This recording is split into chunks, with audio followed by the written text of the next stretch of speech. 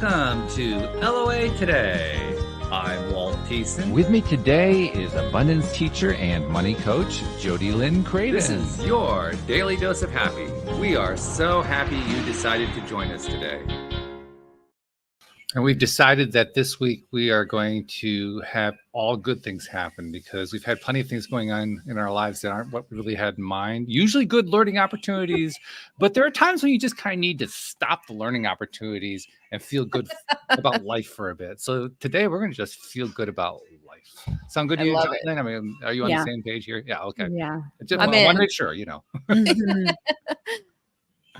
And we have a guest joining us. Her name is Yvonne Trost. And Yvonne well, first of all, before we even got going, she was actually helping us get into a better frame of mind. That'll give you an idea of what kind of a person she is. Well, you're going to find that out pretty quickly. But Yvonne, first of all, welcome to the program. How are you doing today? Thank you. I'm wonderful. Thank you for having me. I'm excited. I've already laughed more than I have in the past hour in the last 2 minutes. So we're doing well. Isn't that, it's amazing how much we, first of all, appreciate that when it happens. And second of all, we really don't engage in it as much as we really could. Yeah. Have you heard? There's now something called laughter yoga. Oh, yes. Oh, yes. Yeah. I have never heard of that. Oh, yeah. It's very weird, actually, because you start laughing without having anything to laugh at. You just make yourself start to laugh. That's the weird part. But once you get going, it develops its own momentum. It's kind of it's fun when you get it going. It's just the first few minutes can be, okay, what are we doing here? Yeah, maybe that's a part of it. That's the catalyst. It's so awkward. You have to laugh. It is very awkward. Yeah. But, okay, laugh on cue. Ready? 1, 2, 3, go. No, that's what it feels like. Easy. And you did. See, you laughed. Thank you. I appreciate that. I can do that all day. Whenever I'm feeling a little down, I say I need a daily dose of Seinfeld. And so I'll just watch a Seinfeld rerun. So not quite laughter yoga, but pretty close. Sure. I appreciate that. When I haven't actually done this in a while, but whenever I need to pick myself up in that same way, there is a video I have of Robin Williams on Inside the Actors Studio, in which for the first 7 or 8 minutes, he just went totally Robin 100%. And I'll have to get even though I've seen it probably 50 times, I laugh at it every single time. It's that kind of a deal. So yeah, I totally get where you're coming from. Yeah. And with Robin Williams, I mean, how could you not laugh at that? I mean, he was just insane.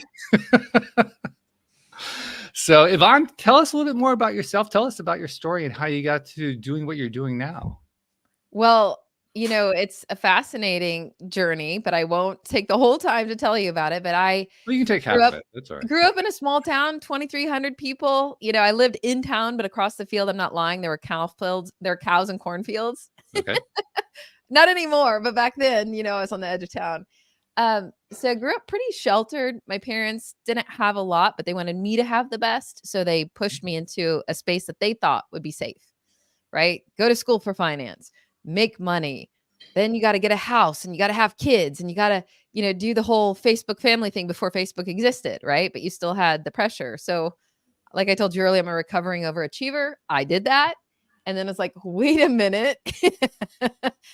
This isn't my purpose. I'm not aligned. I don't feel right, but I kept doing it, right? Because what they taught me, I'm a good German small town farmer. We get it done and we just keep working. Never give up. Yeah. So I kept working until the universe told me, this is not right. You're not in control. It's not aligned to who you are. And I went through a pretty rocky divorce. And from that, one of my girlfriends was like, you got to come to yoga with me. I'm like, I don't want to go to yoga. There's no endorphins, there's no dopamine hit. Like I'm a runner spinner, kind of junkie. I went and it was the most difficult thing I've ever done. It was like a hot power vinyasa flow. And I thought, I'm going to do that again. And then it's like what they say, what you find on your mat happens off your mat. And so through yoga became meditation. Through meditation came manifestation. Then I got into neuroscience and quantum physics. And then I'm like, why am I IT business strategy consultant?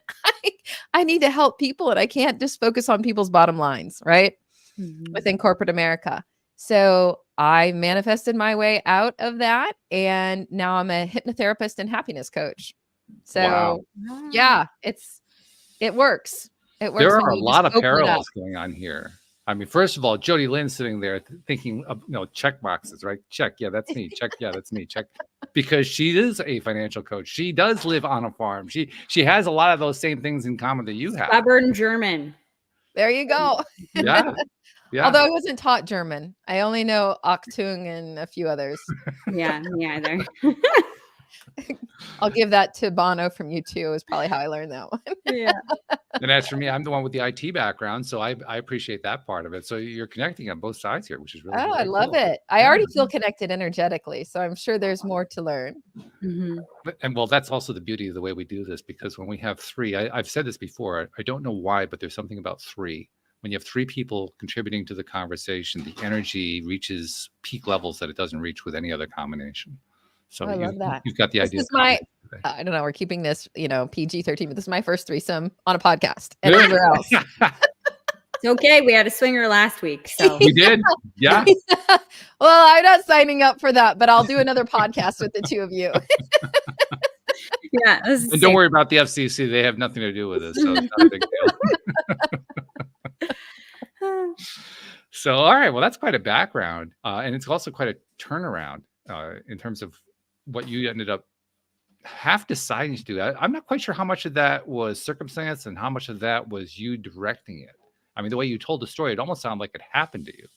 It did happen to me. And it happened. Well, I'll tell you this. It didn't happen to me. It happened for me.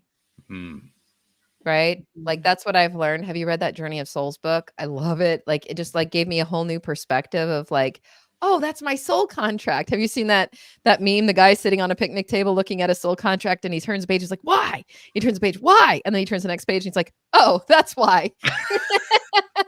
That's kind of like my story, right? I'm like, why is this happening? Why? Oh, now it all makes sense. Right? Yeah. So I finally figured out. I mean, soul contracts, that's one of those things that's always been a little bit, I've sat on the fence. I'm literally still sitting on the fence on soul contracts. Well, what are they real? Are they not real? I don't know. I don't know if it's real or not. What I tell people is it's an enlightening way to look at things. So, you've heard Tony Robbins and other people say things happen for you, not to you. And it's a saying, and you can put it on a shirt, but you're not quite sure if you can embody it, especially when the crazy things are happening to you. When you can get curious and pull things in closer and look from that soul contract perspective of why might this be happening for me? Like, that's where you don't feel like it is being done to you. You're like, oh, let me get curious. Let me learn. Let me grow. So I tell people, I don't know if I believe it or not. I'm kind of on the fence too, but I love the way that it's opened my mind on embodiment of making the glass half full instead of half empty so that I can see the opportunity. Well, that's definitely the productive way to look at it, because I have to admit, I also look at it from the non-productive way, which is, what the hell was I thinking when I signed this thing in the first place? For me, I totally believe in the soul contract, and something that I often say to myself and to the people that I coach is that I wouldn't have chosen poorly. Like, I'm too smart for that. There you go. Life, and I'm an old soul.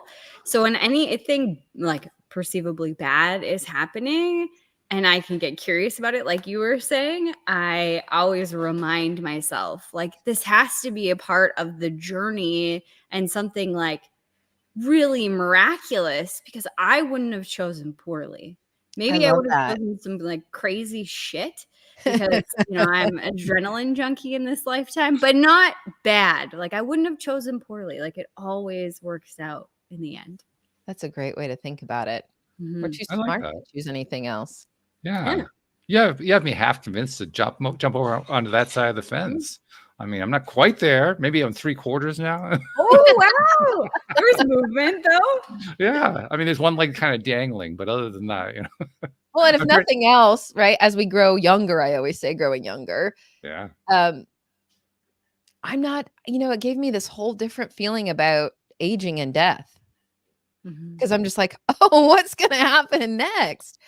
Right? We're just occupying this vessel for now.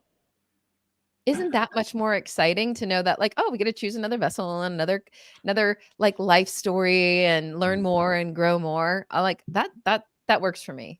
That works for me to like get excited.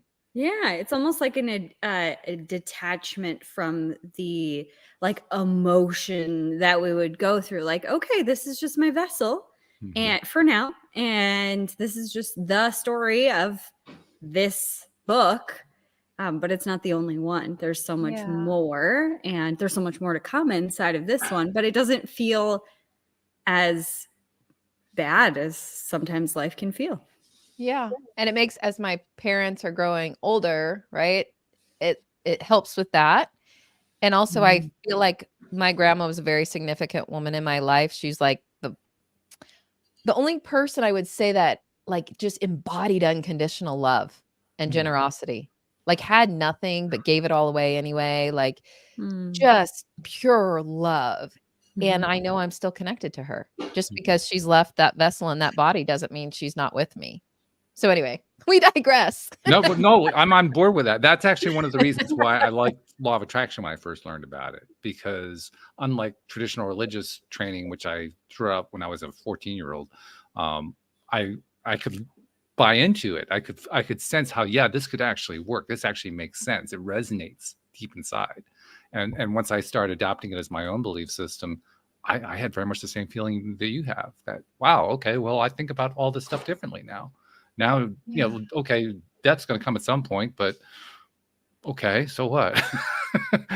Why am I even thinking about that? I've got all these years left to live here. Let's do that first, and I'll deal with that later on. And when I get there, okay, that'll be the next thing. It's not the end. That's the main thing. It's just not the end.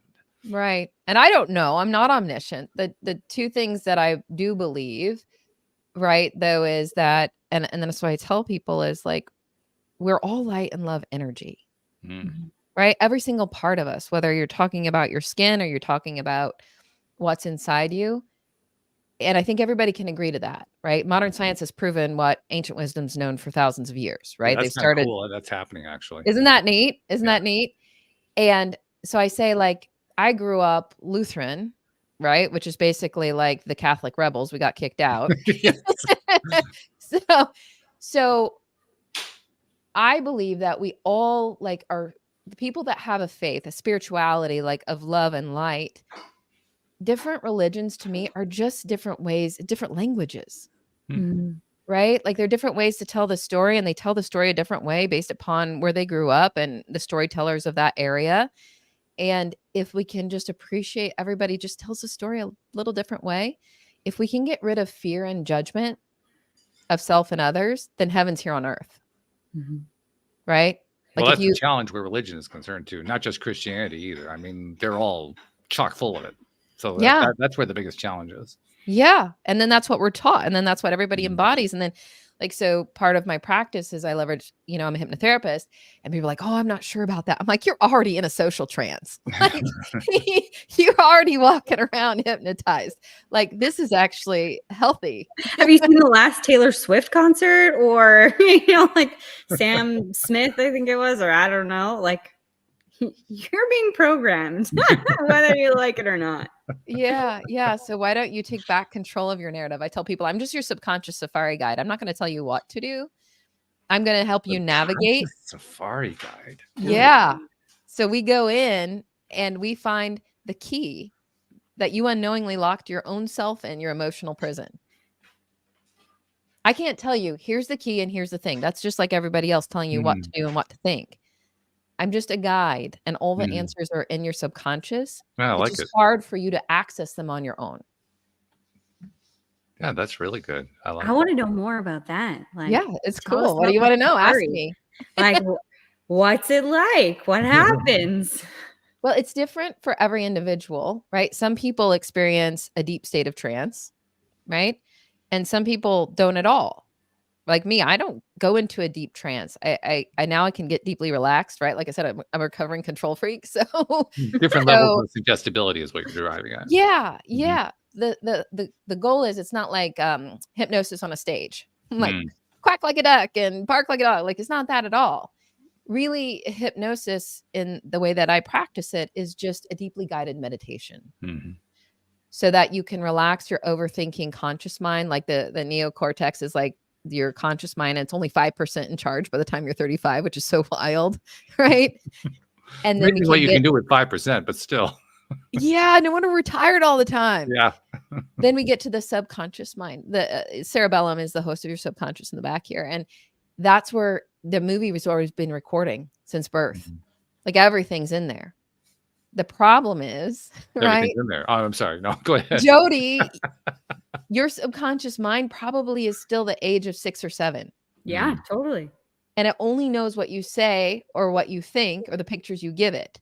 Right? It doesn't even know how old you are or what's going on outside. That's why I say don't say or think anything you don't want to be true, because your subconscious mind is listening. So what we do is we go back to the root. We find the experiences and the definition that little Jody and Walt had to make up to make sense of it. Mm. Right?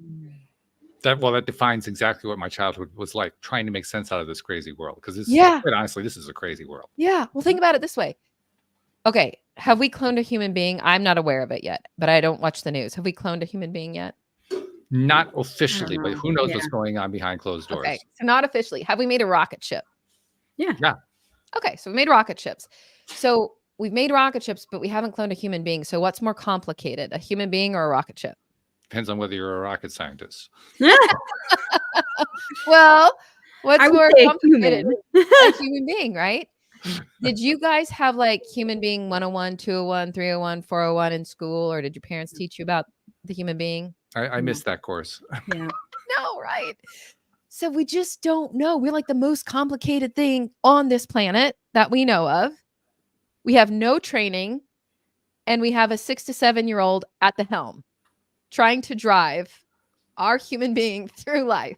That's actually the most sensible description of life I've ever heard. Yeah. That really is quite accurate. Well, Totally. good. And I like to be describes accurate. it describes the results that you see very accurately as well. Look how many 6-year-olds there are around. It's incredible.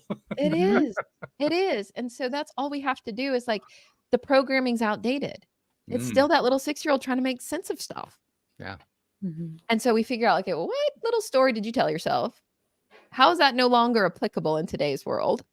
And let's recode. So we say realize. Isn't it easier to ask how is it actually applicable? Because it's going to be a shorter answer. Is it true? Ah, yes. Is the quickest answer. You just say Yeah. no.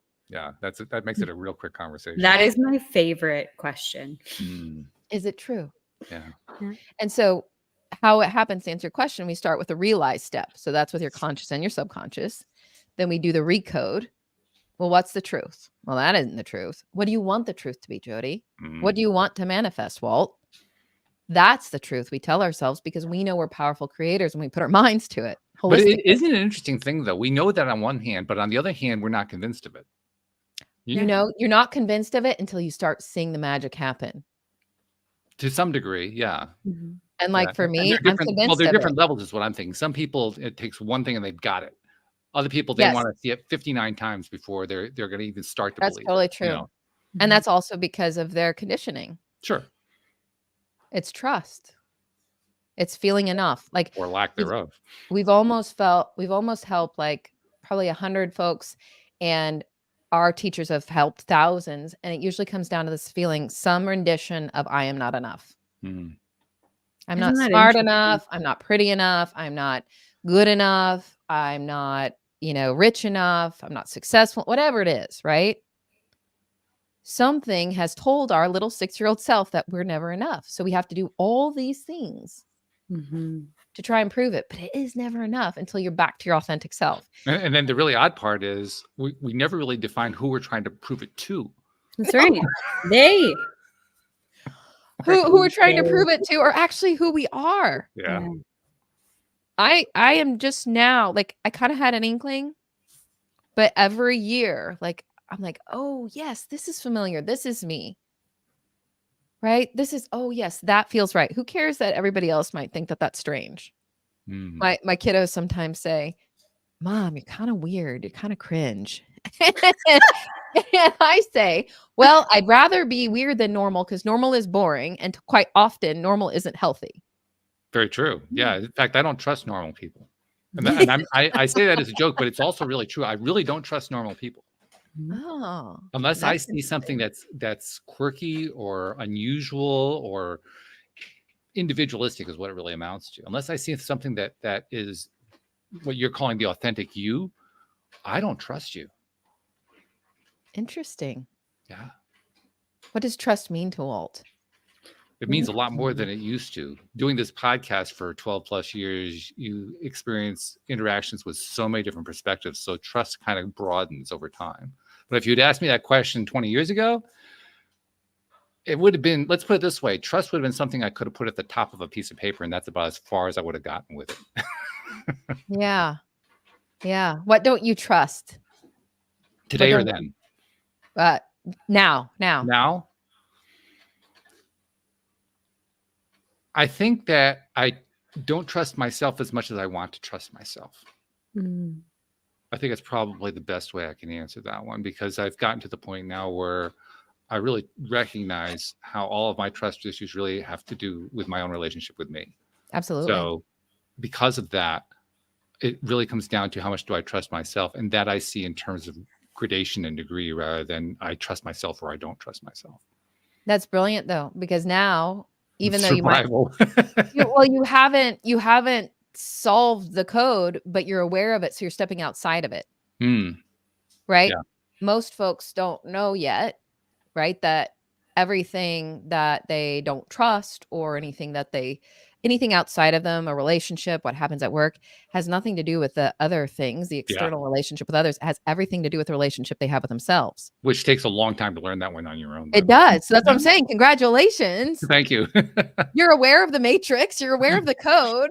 My God, there's a matrix here. What's going on? You haven't solved it yet, but you're not looking to solve it outside of yourself, because it has everything to do with the relationship you have within yourself. So that's huge. And I looked for the longest time outside of myself. It I took me did a long too. time before I finally realized it wasn't out there. Yeah. I still I'll catch myself still. It's a practice, right? Just like yoga, it's a practice, right? And if we're not growing, we're kind of stagnant or dying. So who wants that? So let's just keep growing, and it's okay. We'll always be learning something new. Yeah. Well, more than that, it's also a reprogramming. I mean, you were talking earlier about how we program ourselves from age 6 or even before that. That reprogramming that we're asking ourselves to do now is basically rewriting all those neural pathways and trying to get the nervous system to believe it, to get the subconscious mind to believe it. That can take some time to do that. It takes some effort to do that. But when you're persistent, when you keep doing it over time, that's where that belief starts to kick in more. That's where those 59 times of manifestation start to actually show up. And you start to say, okay, I'm kind of getting this one now. Absolutely. That's why we have, so I teach people how to do self-hypnosis, and then I make them like a tailored recording for like what they want. And so they listen to that every night. I like them to listen to it first thing in the morning when they wake up, to put attention on your intention. And then right before you go to sleep, to like get into the alpha theta kind of state, right? Where you're more suggestible. And then you have to take action. So that's where we do kind of like the coaching, the group work. So people take action to your point. Like, you got to convince your subconscious. Like, yes, you can listen to the recording, but you have to take action and embodiment. Like, oh yes, no, I was safe. Oh yes, I could trust myself. Right. You also have to explore it beyond just the mental recognition of it. You have to explore it emotionally. You have to make it part of your gestalt experience rather than just something like, oh yeah, there it is, I see it. Because otherwise you don't really believe it. If you don't really believe it, you actually manifest the opposite. Absolutely. That's why I tell people, don't believe me, experience, try it, test it out, see if it works. If it works, keep doing it. If it doesn't work, let's talk about it, because there's just a slight tailoring to your neural pathway makeup that we need to explore. So like, Walt, next time you don't see somebody that's authentic and your spidey sense goes off and you're feeling I can't trust, then you lean in and you ask why. Which is what I usually do, by the way. Yeah. Which is perfect. And it's actually, then you learn beautifully more with being a podcast host, because you can literally ask the person, because you're seeing them right there on the screen. So you can ask them right there, why are you doing this? What's wrong with you? I love that. That's literally on the spot. It is. Yeah. It's actually kind of cool. Awesome. Put me on the spot. What do you want to know? Let's see. I don't have the trust issue with you, so I could try. Let's see. What would I put you on the spot? Jolene, can you think of anything? What would you put Yvonne on the spot about? Okay, you already talked about what is the most frequent thing that comes up, which is enough. What is I was going to ask, what is like the most bizarre or like the hardest? Ooh, good. Like, not topic, but you know what? I'm like the thought that you've had to like reprogram for somebody For somebody else? or yourself. Both. I want both. Well, A for good coach. myself, She demands more. I like that. good. So I'll start with myself for now, because then it'll give my brain time to think about all the people I've helped and what's the most interesting to you and your audience. For myself, the first was not the most, it's not strange. It's actually quite common, but the most powerful helped me get out of my little safe pond, right? And jump into the ocean of possibility was letting go of the fear of the unknown. Ooh. Right? Like there's a Virginia Satir quote, and I always get it wrong. Something about people rather suffer the known over suffer the unknown. So they're more afraid of, it's the misery of the certainty over the misery of the uncertainty. So even though the uncertainty might be amazing, and you could be miserable as get out. That's why people stay in bad relationships. That's why people go back to abusers. That's why all these things, right? It's that known. So for me, it was letting go of the fear of the unknown. And now I'm working on, which is so cool, because that's why we called our company Limitless You, because I believe everybody's limitless and you just keep going. As I've been meditating and thinking about where do triggers still come up? Where do I experience challenges? Now it's letting go of, how do I want to say this? Almost like not victimization, but self-pity. Oh. Right? Like, oh, I got to do it all on my own because I'm a divorcee and a mother of 2 boys that don't listen to me and I have to repeat myself. Oh, I'm an entrepreneur now. And like, this is no joke compared to like a corporate job. Right. And I have to, but that doesn't serve me. Right. What I realized as a middle child, right, with a sister 10 years older and 6 years younger, and you didn't play with your kids or go to their games, you fed them and you gave them a house and all that, right? Like, it's me trying to get attention. But by having the self-pity party and trying to get others to feel sorry for me, it's not the attention that I want and I don't feel good, right? So I do it a lot less often than I used to, but I notice there's still some residue. So that's what I'm cleaning up. Interesting. Yeah. For others, gosh, there's been so many people. Ask your question again to make sure I pick the right one. What's the adjective? What am I looking for? Unique or most difficult? Most difficult. Probably most difficult, I would say, is people who've gone through sexual abuse. Oh, yeah. There's been all sorts of things, right? That some people have big T trauma, some people have little T trauma. And if you have little T trauma and you're like, oh, well, that's not me, I don't need that. I had little T trauma. I got grounded if I didn't get straight A's, and compared to my friend, and my parents didn't come to my ball games. That's about as bad as it got, kind of thing. But trauma isn't comparable. That's the thing. It's not. But if you were like me, when I first met my partner, he's like, oh, most people have a rough childhood. I'm like, oh, my childhood was great. I grew up in a town of 2,300. There are cows and, all the stuff. And he's like, you wouldn't have married the man you divorced if you didn't have something that you needed to heal. Ooh, wow. Great insight. I'm like, oh. Tough pill to swallow too. That kind of makes sense. It right? totally makes sense. But the reason I share this whole big T, little T trauma, because I thought that wasn't me. I'm fine. I'm normal. I'm boring compared to everybody else. Right. So the reason I want to share that is because even though you asked for the most difficult and the one I shared, I don't want anybody that's listening to feel like if you haven't had sexual abuse, or if you haven't had physical abuse, or if you haven't been abandoned or adopted, or all the different things that I've worked through, right, with folks, that you don't have more opportunity to become limitless you. You do. We all do. That's why we're here. Yeah. So contract or not, that's why we're here. Right. Yeah. So to flip it around, it doesn't really matter how little or how much trauma you've experienced. You have had enough to do what you need to do. It's not like you're lacking. No, nobody. So here's the thing. There's no such thing as perfection. Right. So nobody's had a perfect childhood. And as a child, I don't even know what that means, by the way. Seriously, I have no idea what a perfect childhood looks like. Like, it depends on who's defining it, right? I guess, yeah. The thing you need as a child, Dr. Gabor Mate says, is attachment, which we know, right, to survive. Hmm. But the thing that I didn't think about, that he made me think about, is authenticity. How many children, aside from like, oh, what do you want to be when you grow up? Like in kindergarten, it's cute and you let them draw a picture. And then after that, it's like, no, it doesn't matter. Like, make money, be safe, get good grades, look like this, lose weight, you know, get on the sports team, whatever it is. Like, we aren't a society that necessarily nurtures authenticity in children. So guess what? That's why we all think we're not enough. Totally. Because we're trying to be made to be something we're not. It's an interesting thing because the word authentic or authenticity has become a buzzword. I mean, it's gotten to the point now where it has entered every single area of human communication. You can see it on the news. You see it in entertainment. You see it everywhere. It's kind almost of like become self-love. boring. Yeah, it really kind of is.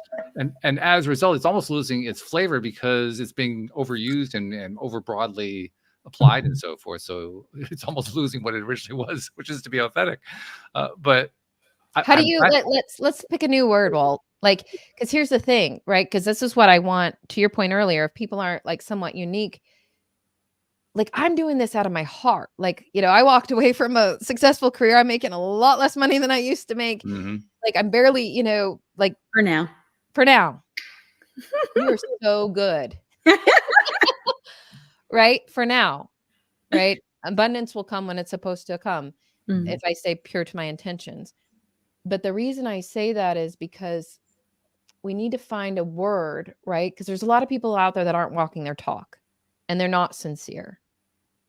And they're just out to get your money, right? Or to get fame or to get whatever. What message could we develop together? It's like our code word for like, no, actually, we really care. We're good people and we have good energy. So when other people say authenticity, we say what? For me, I mean, the word that I used when I was growing up was real. And the first word for me that came up was genuine. That was my second one, actually. Yeah. I like both of those. Yeah. I say sometimes, and that's when people are like, I don't even know what you're talking about. Like your inner essence. Like people are like, essence, you smell what? No. No, this is not a It's your pheromones, damn it. It's your pheromones. But your inner spirit, your light, your soul, your uniqueness, right? I'd rather be unique. Right? Who said? Or maybe I said, I can't remember. We're all born unique. We're designed unique by whatever creator we believe in. We spend all our lives trying to become a copy. So I tell people, I'm like, I'd rather die unique than a copy, right? And who's smarter, you or your creator? Who's smarter? The creator. Right. So should we change the creator's design? No. So it's just, but now I know that it makes so much sense. But for, you know, however many years, 40 years, I was also asleep. It didn't make any sense to me. I never even thought about thoughts like this. And I actually have a slightly different take on it because I don't really believe in a single creator. I believe that creation is done by all of us, meaning not just humans, but by all living entities. I believe that's what the creation is. And so when I try to answer the question that you just posed, which is, okay, who's smarter, me or my creator? The answer is yes. Yes. Yeah. Oh gosh, I could get in a loop there. A thought loop. Like well, that's the way that's why I get a little bit confused whenever people talk about a single God, because to me, that's a confusing concept. I understand why it's very simple for other people, but for me, when I look at the way I believe, I say to myself, that doesn't make any sense. What are you talking about? Well, I just try and use it generically. That's why I say creator. Like it could be a creator collective. It could be a creator energy. It could be I don't use God or Allah or Buddha or a single entity. So it's kind of like, okay, I need another vocabulary lesson, Walt. What instead of creator is a universally understood, digested word or set of words we could use when we're talking about how we came into what was the grand design? If I apply universally accepted, then I have to go back to God. But just because it's universally accepted doesn't mean that I think it makes sense. what would resonate with you? I honestly, the easiest way that I think about it for myself is me, because I am part of that collective whole of creativity. Mhm. And So I what love the way about that when you're Abraham not Hicks being you? describes this one. Abraham Hicks describes it really nicely. If you want to understand universality, look at the individual. The individual, it's the same idea as what's the branch of mathematics that identifies patterns within patterns? I can't think what that's called. It'll come to me. But we see this a lot in nature. I mean, the shape of the leaf is the shape of the tree.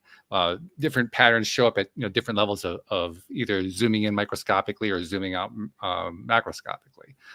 We see the same pattern within pattern within pattern.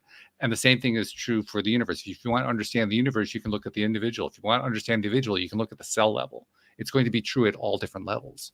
So in order to make it really simple for myself, I just think about me. Who's Not the that I'm designer not of thinking me? about egotistically. I'm just part. I'm one piece of this overall whole, and the whole is what's in me is representative of what's in that whole. So if I want to understand the whole, just understand me. Yeah, I like that. How do you describe your designer of me? Me. Me by me. Yeah, me, That's us, we. I mean, It's I so apply a shocking that variety you of don't different believe ways. in like soul contracts or like that side of things, because like you designed it. You designed your life. I just the only problem I have with the soul contract idea is the idea that I set myself up in advance to do something that I wasn't going to enjoy. That's the Oh. part that I have trouble understanding. And the reason I have trouble understanding that is I have now come to the understanding and realization that A, we have great value in going through troubled times, because troubled times is where we do our most learning. But B, the troubled times don't have to be devastating for us to learn. Right. So I mean, you were talking earlier, Jody Lynn, about how you would not design something for yourself, a lifetime for yourself, that wouldn't be from your own perspective in your own best interest, which I love the argument, by the way. I think it's a great you. point of view to have. For me, I would take that one step further. I would not set myself up to go through massive trauma if I believed I could learn the same thing through lesser trauma. But let's go on a rabbit hole, guys. Like, we never do that down here. I mean, we're never going down rabbit holes on this show. Ever. No. We were talking at the beginning about how trauma, little t, big T, doesn't really, it's not that it doesn't matter. I don't want to say that, but I don't know what other language to use. So just forgive me for saying it this way. We'll find a sexier way to say it. That it's more in the eye of the beholder, or like the individual that's going through it, because I could go through something that's really rough and be like, cool, whatever, cakewalk, been through it, done there, done that, whatever. And someone else could go through that. Like me and my brother are actually a really good example of this. I've had a lot of big T trauma in my life, throughout my life. And I mean, I'm grateful for all of it. I've learned from all of it. He had a very easy life in comparison. Like he never really went through anything he tried, it was just like, boom, let's go straight to the top. Like he's just been that guy. And that really bothered me for a long time in my life, but I'm over it now. Like I'm like, okay, cool, whatever. That wasn't my journey. But now he's going through it and he doesn't have any skills. And although the things that he's going through, I would be like, cakewalk, let's do it. Like, that's easy.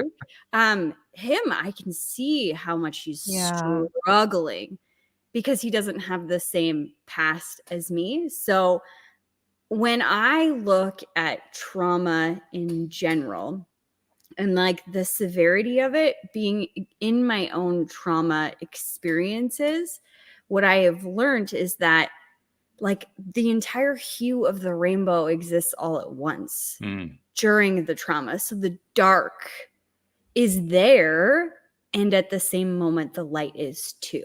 So the way that I am perceiving it inside of that moment, depending on my headspace, maybe what I've learned, what I've been through, whatever, it could be like really, really dark, or it could be dark and then all of a sudden light, but eventually that light shows up. So when I look at like the traumatic things that I've been through and in terms of like soul contract, my soul didn't have an attachment. Like I think about like the years and years and years, well, not years, the persons, I don't know, like the lifetimes, that's what I'm looking for. The many lifetimes that I've walked this earth, because I know that I'm an old soul. I don't know how many I've had. Let's just say lots. But if my soul is sitting in that chair writing that contract, it's from that perspective of those thousands of lifetimes that I've been here. So the I don't know, the wisdom of all of that trauma, it's like, oh yeah, cakewalk. Just like me looking at my brother, right? In this lifetime. That's easy. That's easy. Yeah, let's go. I'm not sure if that's the right way, but well, the thing is, I think you're really touching on something that's super important. It's never about the experience. To your point, people can experience, you and I, we're all sitting here in the same space, right? Well, virtually, but even if we were sitting right next to each other, we could experience things very differently. Totally. So it's never the experience outside of you that impacts you. It's the meaning you give it. True. Right. And so for you, like you said, like depends on kind of what frame of mind you're in. And that's going to influence what kind of meaning you give it, which is back to kind of the coding in your subconscious. That's going to shape what kind of meaning. That's why your brother's meaning is different than yours. Right. That's the part of the soul contract idea that I can actually buy into. That part of the idea makes sense to me because that's the soul saying, this is how much I feel like I need in order to experience, in order to get to the place I want to be. So in that sense, that fits in with what you were talking about, Yvonne, about how I am living out exactly what I need to live out, and it's all playing out the way I needed it to play out, and it's all working out to my best interest. It helps life flow a lot better. So one of my former colleagues, I want to do what she's doing. She's studying biomimicry. And I always say, biomimicry. Yeah. So basically they're studying, right? Nature, animals, plants, everything. To your point earlier, Walt, of like the trees, the leaf, the leaves, the cell, all the things, right? Like if you look at fractals, that's what those are called. It took me a while for that word to come out. Those are fractals. Back. Yes. They're called sea stars, but we call them starfish. Like they can regenerate. There's so much that we can learn from nature. And so I always say it's kind of like, I love this one artist. She's not super popular, but I found her on YouTube. Alexia Chellin. Could be Chillun. I'm not sure. But she has this song about the river, right? And flowing like the river. And it doesn't hang on to the rocks or the reeds, right? It just flows to where it's supposed to go. And so that's why I keep reminding myself, I'm like, when you hang on, just say you're in a river and it's got a really good current and you hang on to a rock or a reed, like, how's that going to feel hanging on to that with the river still flowing? Not so great. Yeah. Kind of a rough ride. Yeah. Yeah. But if we learn to surrender and let go, I think it's just a beautiful analogy. Like, let life take its course and go where we're supposed to go. So I'm like, okay, I'm going to flow like a river. I'm not going to repeat myself. I'm not going to get upset. I'm just going to keep flowing with ease. So learning there's so much. We are a part of nature, but we think that we're smarter than that, but we're actually getting dumber than it. So we need to go back to nature, right? And learn. And then I think we'll have a better planet to share. I've often enjoyed the river analogy. Abraham Hicks again. I'll use that one to dramatic effect to illustrate the difference between trying to go upstream or trying to go downstream. Because all of the stuff that you want is downstream and you think that it's all upstream. So that's why you're swimming upstream. Oh my God, that's a beautiful analogy. Yeah. And all you have to really do is just let go and let the boat turn around. It'll take you right down to where you want to go. Oh, right. Or I think for the longest time, I wasn't even in the right stream, you know? I don't know. I gotta be in the stream in the first place. I gotta think about like what an analogy. How do I get from the wrong stream to the right stream? But yeah, I was not only swimming upstream, the wrong body of water. Well, if we take what Jody Lynn was saying, though, like Jody Lynn was saying earlier, she would never actually design a lifetime for herself that wasn't to her own highest and best good. So the question becomes, how do you know you were in the wrong stream? It was the exact right one.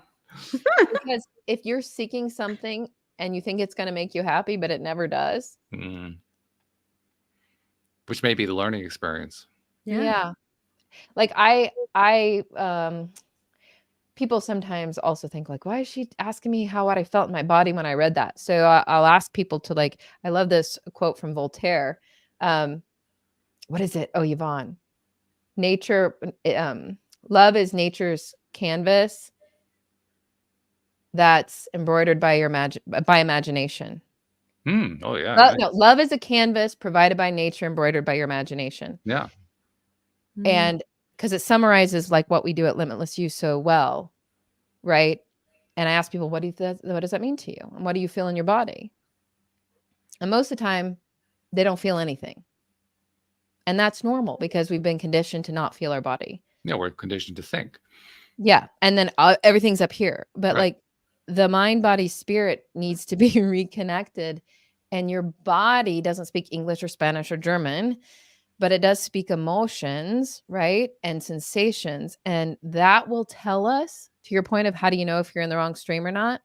Like you will have disease and potentially disease if you stay in disease for long enough.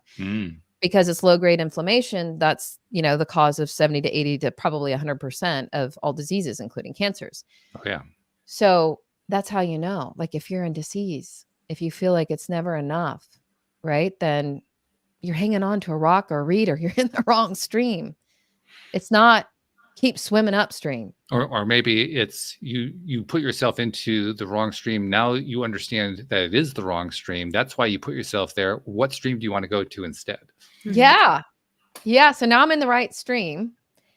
I occasionally find myself still trying to swim upstream. And that's when I have to catch myself and meditate and flow again. I have to remind myself that I don't have to figure out which direction the current is going. I find myself often trying to do that, trying to figure out where the current is. And I usually end up swimming into it as a result. Yeah. Surrender is not an easy thing. It takes practice. It takes a lot of practice. Yeah. It's so amazing though. Every time, and Jody, this probably resonates with you and kind of what you do. It's like when the manifesting works or when the letting go and surrendering works, I'm like, well, shit, that was a lot easier. Why didn't I just do that to begin with? Totally. And so you just have to keep doing it and experiencing the better, flowing way. Right. And then eventually, you're like, oh, I'm thinking about hanging on, but no, I'm not going to hang on. I'm just going to flow and we'll see where it goes. And part of it is that it is easy and part of it is that it isn't. And the reason I say that is I think a lot about the analogy of the painter who was sued because he charged the person who bought his painting this massive amount of money for the painting. And after the purchaser had it for a while, he decided that he'd paid too much, so he took him to court. And when he took him to court, he said, well, how do you justify, how much time did it take you to make the painting? And the painter said, it took me about a week. Okay, how many hours is that? Well, it was about 100 hours. Okay, so basically you were charging me on the order of $10,000 an hour to do this painting. How do you justify that? And the painter replied, I wasn't charging you $10,000 an hour. I was charging you for the lifetime it took me to learn how to do the painting. Yeah. Yeah. Absolutely. Right.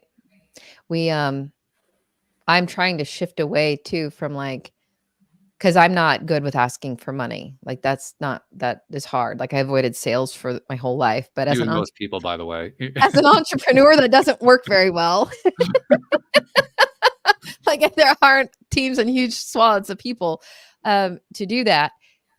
As I am getting more comfortable with it, what I'm learning is it's like what your value you're giving. It's not by the hour anymore. It's like, what value am I giving you?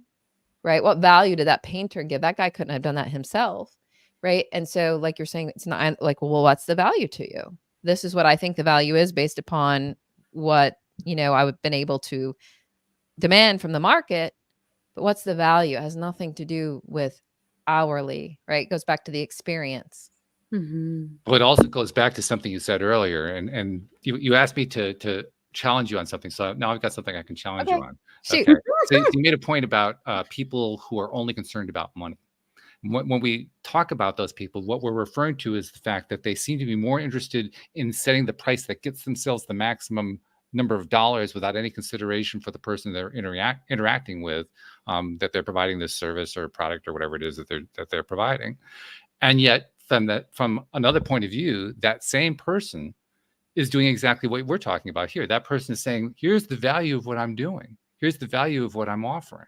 So from that person's perspective, what they're actually doing is of great benefit to the person that they're helping. But from the perspective of someone outside of that arrangement, they're saying, well, that person's taking advantage of it. So the question now becomes, well, whose perspective are we talking about? Depends. It's everybody's perspective is relevant to any kind of relationship or an exchange. And so communication becomes important. Now, before I go further, what you said is very interesting. I want to go back. I don't think that if somebody wants to put value on something, that they don't care about the other person or all they care about is money. Okay. I think we need to go to intentions first and motivation. Okay. Right? I'm trying to let go of any judgment in this whole situation, right? Because judgment breeds nothing but bad Not karma. easy to do, by the way. Yeah, no, I always catch myself if I'm judging somebody else or judging others. Like even as you told me about that court case, I'm like, and then I'm like, oh, wait a minute, you're judging. Stop judging. Like you weren't there. You don't know these people's perspectives. So clean that out, right? Wipe that off. But I think everything comes to, in this kind of conversation, to intention. So I don't know what these two individuals in this hypothetical case, their intentions were, right?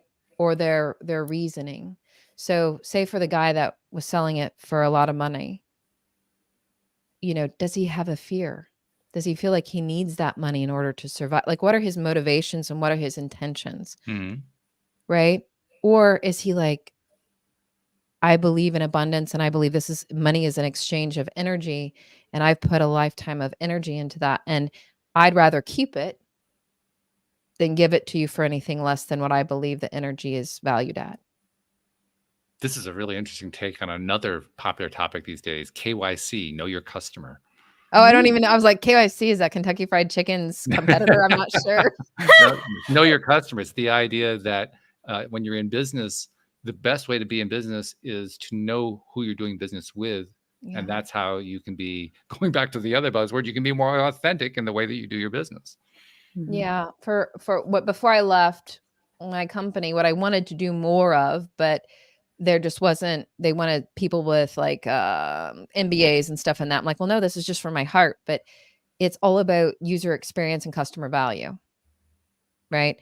So if you really need to know who you're talking to and what they value in order to tailor the experience or the product or the service. Right. And so I can't operate in any other way because I'm anti-sales because I feel like they think all I care about is their money. And then that, you know, I don't want them to think that. So for me, it is all about like the human being and the connection. I wish that, and we can manifest together, that would attract more abundance and more trends, right? Which more people operated from that mindset of infinite abundance and trust and love and connection. So we all could flow more easily. Yeah, I like that, and I agree with you about intention. I that's actually the way I look at it as well. When I look at certain people, I don't necessarily judge them in terms of, you know, well, how are they treating other person where money is concerned, but I do think about it, and there's a certain judgment that's involved in this, in whether or not I feel like that person is more interested in something that is going to be of what I perceive to be of true value to that other person, or if they're just simply trying to push something onto them that's really not going to be helpful to them. Yeah. To me, that's the bigger issue, whether or not, regardless of what the price is, the price tag could be $1, but if it's $1 of trash, it's still trash. I don't care what the price tag is. It doesn't make any difference to me. Yeah. I guess I have I'm in the human being business, right? So for me, it's all about the human being. And like, I grew up with a lot of judgment, and that was one of the first things that I had to let go of. The trick I have is like looking at everybody first with compassion and curiosity. So it's easy to remember. Einstein said equals MC squared, right? Everybody knows that. My definition is you're the energy you want in your life equals mindful thinking raised to the power of compassion and curiosity. Ooh, I like that. So that's how you can remember it. So think about it. Like we all agreed we're only little 6 or 7-year-olds in our heads, right? So even if somebody's like not a very nice person or doing something that you're not like, I'm like, okay, let me look at that person as a 6 or 7-year-old. They weren't born this way. Why might they be doing that? Then I start with compassion. I see you as a young child, and then I lean into curiosity, because what I learned the hard way is judgment only pushes people away. It doesn't make you right. I had a big right monster on my shoulder for a long time, and I was always right. No kidding, but maybe. But so it never helps you convey what you want to convey to be right about in the first place by judging somebody. The best way is to bring them close, understand their perspective, in hopes they might understand yours, in hopes that you could enrich and they can enrich you. So the energy you want equals mindful thinking raised to the power of compassion and curiosity. That's the ingredient to get rid of judgment in your life. Every single time it works. Inversely, you're reminding me of the title of the autobiography by Charles Barkley, the NBA basketball player. His book is entitled, I Could Be Wrong, but I Doubt It. That was the old me. I said, I am right, and you better know it. Like, that was the old Yvonne. So that's been a big transformation for me, a huge one. And actually, what made the difference for me in terms of the whole judgment question was realizing that judging is really about me trying to impose my belief about somebody onto somebody else, as opposed to me deciding what is good for me and what's not good for me. It's the difference between selecting and casting aspersion. Yeah. Selecting, you still have to decide what you like and what you don't like. It's just that you don't have to apply judgment in order to do that. Judgment is where you're also casting aspersion and saying, well, not only do I not like that, but I want to make sure you don't like it either. Yeah. And then you're giving away so much energy. Oh, yeah. Tons. Right? So I talk a lot to my tribe about attract, not chase. Mm-hmm. Put the energy into what you want, not what you don't want. Right. So many years, like one of my bosses, I worked for the CIO, and he's like, you're really good at looking out 20 different paths, 20 steps to make sure that nobody steps into a pothole. But he's like, then all your energy's going there. He's like, I want your energy into trying something different. And if you stub your knee or stub your toe or scrape your knee, that's okay.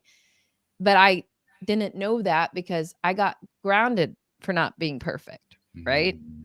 And so that was my conditioning. So it's just another example of like, yeah.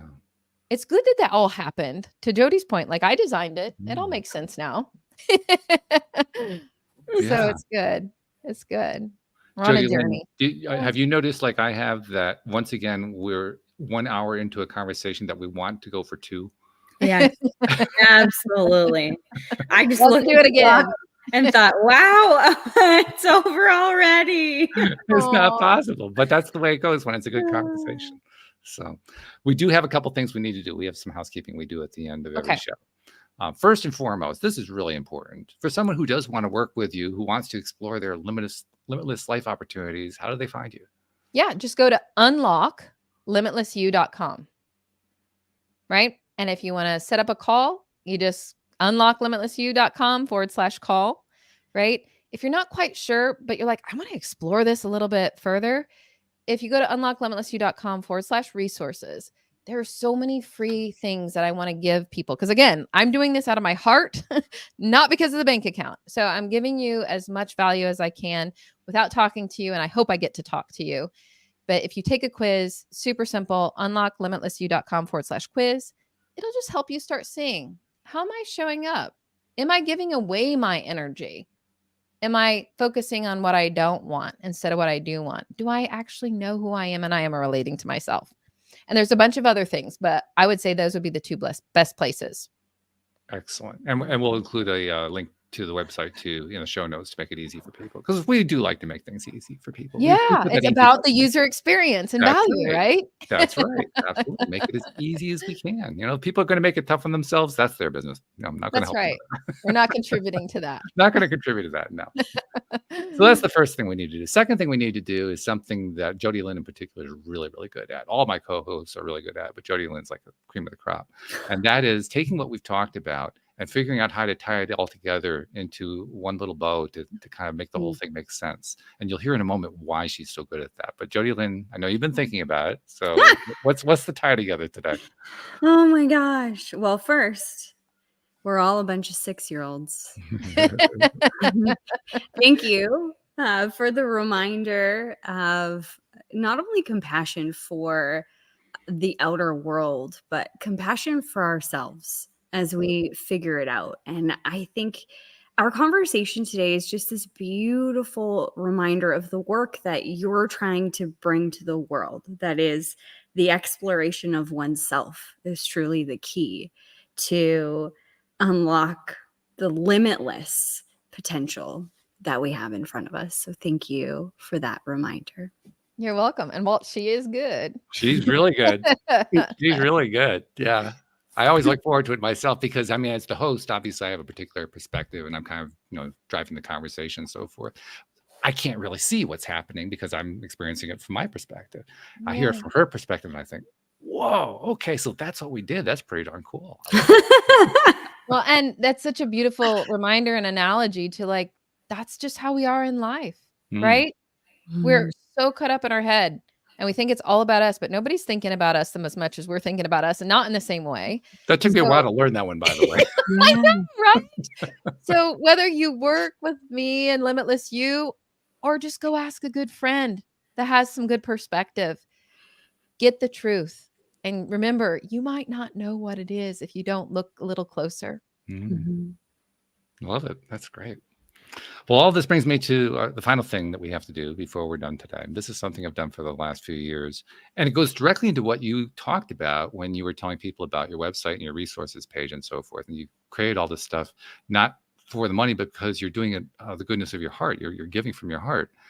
And that's the part that I noticed. There are so many people, most of them are guests on these programs, but there's so many people who are out there giving from the heart, giving what's important based on their own experience that they've gone through. They went through that dark night of the soul. They came out the other end and they had wonderful experiences that taught them all kinds of stuff. And they want the world to know about it because everybody needs to know how important this stuff really is. And so they're putting all this content out like you did there. You come onto this podcast, you go onto other podcasts. I'm sure you do blog posts, you do social media posts. And that's where I recognized that there was something missing. I said, we don't get credit for that. Well, that's not good. We got to get credit for that. So Yvonne, on behalf of those people you've never met, never seen, never will meet, never will see, who you've been helping in ways you didn't even know about, on their behalf, thank you for what you're doing. Aww, that makes my heart smile. I love that. Yeah. I love that. We have to celebrate these things and celebrate each other. Yeah. Well, I celebrate that you came onto the program and talked to us today. This has been fun. Oh my gosh, I'm so glad I got to meet you guys. I hope we get to do it again. This was fun. Yeah, yeah, definitely. We'll have you back. I love it. We'll do laughing yoga next time. We'll open the show. I think we actually did. We didn't intend to, but we went right into laughter after that. So pretty close, Absolutely. Absolutely. So thank you very much. And thank you to our podcast listeners everywhere. We'll see you all next time here on LOA Today. Goodbye, everybody.